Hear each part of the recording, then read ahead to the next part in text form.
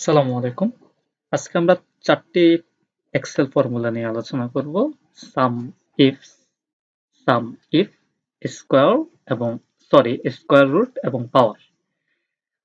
তবে সাম ইফ এবং সাম ইফস নিয়ে আপনাদের মধ্যে একটা কনফিউশন তৈরি হতে পারে।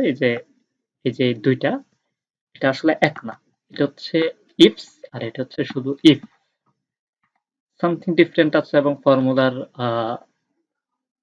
অ্যাক্টিভিটিতে অনেক ডিফারেন্ট আছে, সেটা আমরা সামনে দেখব। তো শুরুতে আমরা সাম ইফ এবং সাম ইফস নিয়ে কথা বলবো। ধরুন এখানে একটি কি দেয়া আছে আমাদের, কিছু প্রজেক্ট মানে প্রাইস দেয়া আছে,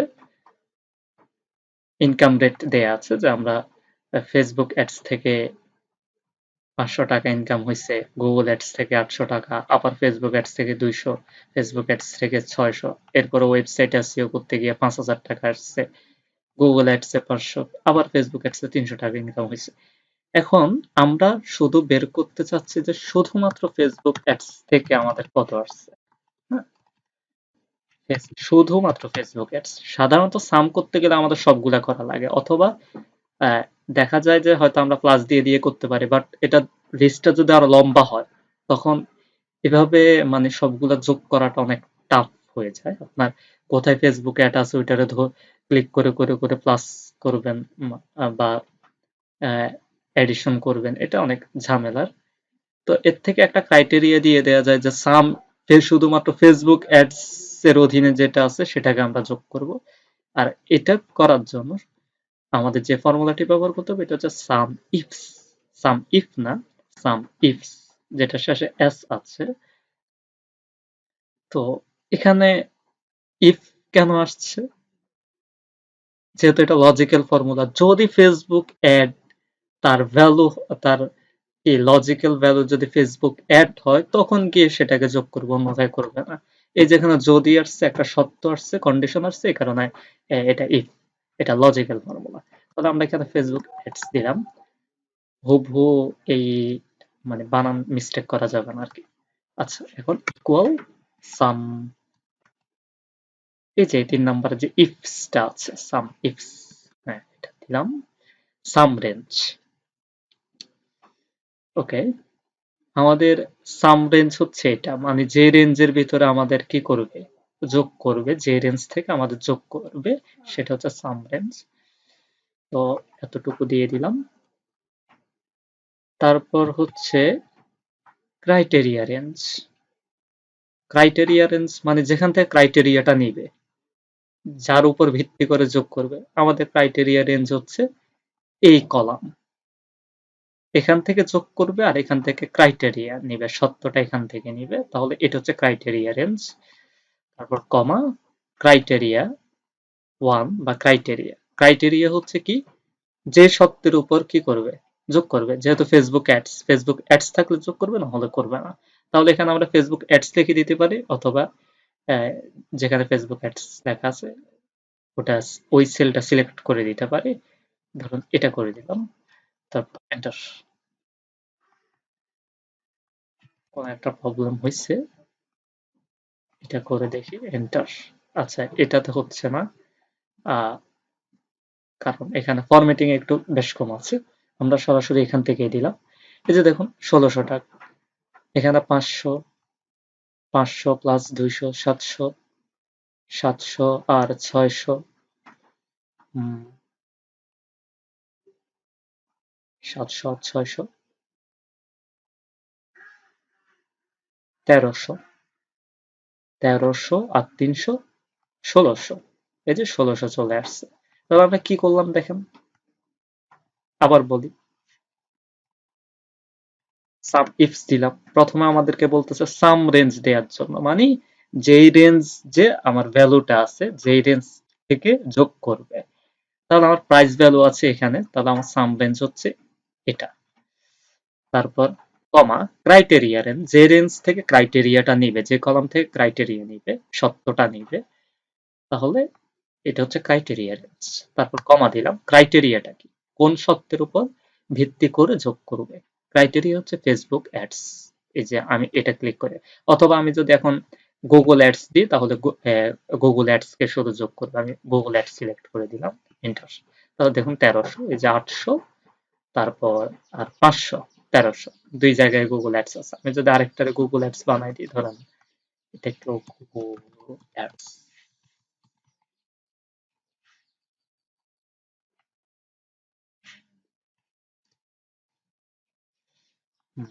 এটা তো হওয়ার কথা।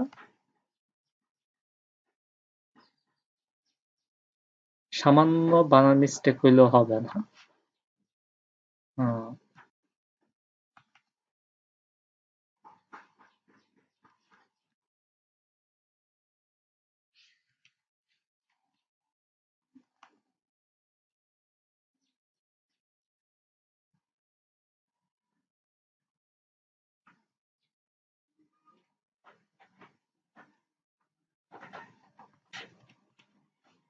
আমরা ক্রাইটেরিয়াটা আবার দিই গুগল অ্যাডস, ভ্যালু আসতেছে কেন?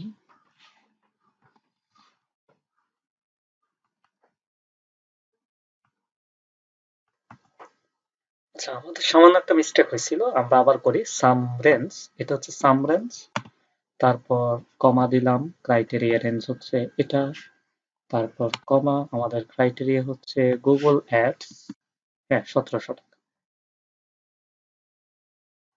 আচ্ছা, আমরা আরেকটাকে গুগল অ্যাডস বানাই দেখি, এখন এখন কোনো সমস্যা হয় কিনা দেখি।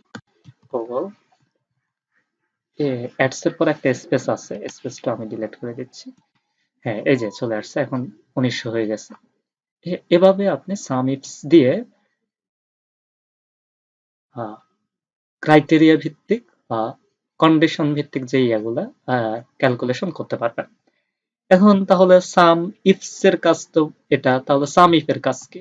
সাম ইফস আর সাম ইফ, এই দুটার মধ্যে কনফিউজড হওয়া যাবে না। আপনি এই ধরনের কন্ডিশনাল ক্যালকুলেশন করতে হলে আপনাকে সাম ইফস এটা ব্যবহার করতে হবে। আর সাম ইফ এর কাজ হচ্ছে সেটা শুধু নাম্বারের ক্ষেত্রে প্রযোজ্য, সেখানে আপনি কোনো টেক্সট, সাম ইফ এর ক্ষেত্রে আপনার ক্রাইটেরিয়াটা প্রাইস রেঞ্জে, মানে অর্থাৎ নাম্বার যে রেঞ্জ আছে, সাম রেঞ্জ আছে, ওই সাম রেঞ্জের ভিতরেই থাকতে হবে। আপনি অন্য কোনো কলাম থেকে ক্রাইটেরিয়া দিতে পারবেন, বা কোনো টেক্সট ক্রাইটেরিয়া আপনি এখানে বসাইতে পারবেন না। নাম্বার ক্রাইটেরিয়া হইতে হবে আর ওই রেঞ্জের ভিতরে থাকতে হবে।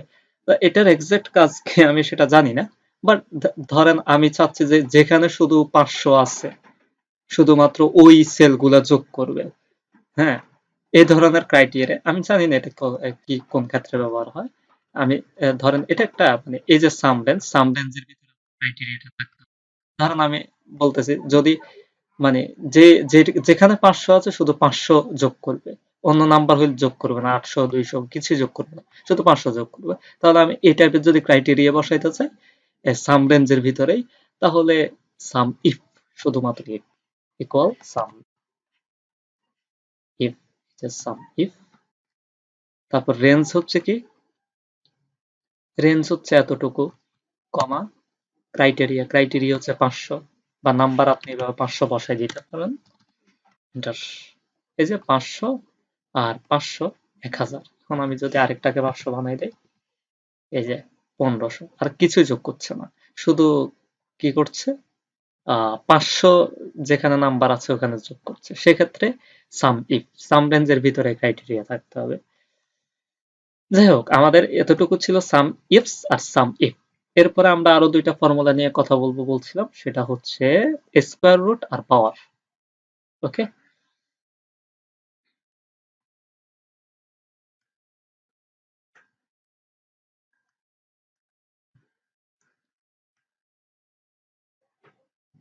আচ্ছা, এখন আমরা 64 স্কোয়ার রুট বের করব, 64 এর স্কোয়ার রুট বের করব। রুট বের করতে আসলে এটার হয়তো মুখস্থ আপনি বলে দিতে পারবেন যে 64 স্কোয়ার রুট হচ্ছে 8, 4 এর স্কোয়ার রুট হচ্ছে 2, এটা সহজে বলে দেওয়া যায়। একটু বড় ধরনের যদি নাম্বার হয় সেক্ষেত্রে আমাদের ক্যালকুলেশন করতে হয়।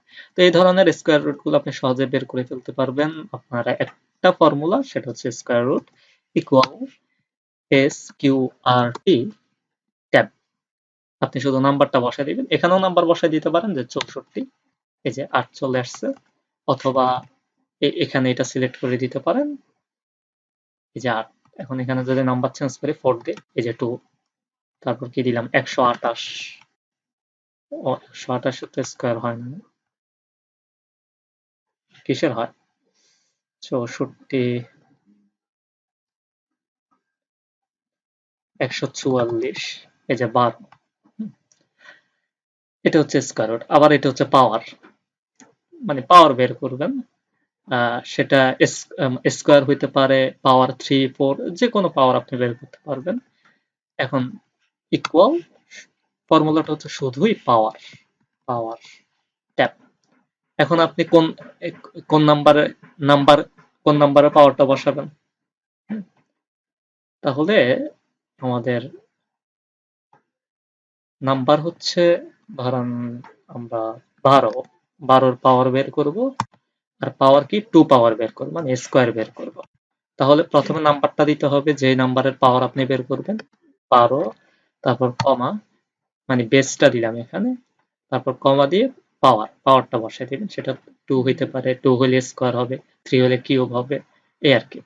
ধরেন 2 দিলাম, এটা পাওয়ার এটার, এই যে 144, এই যে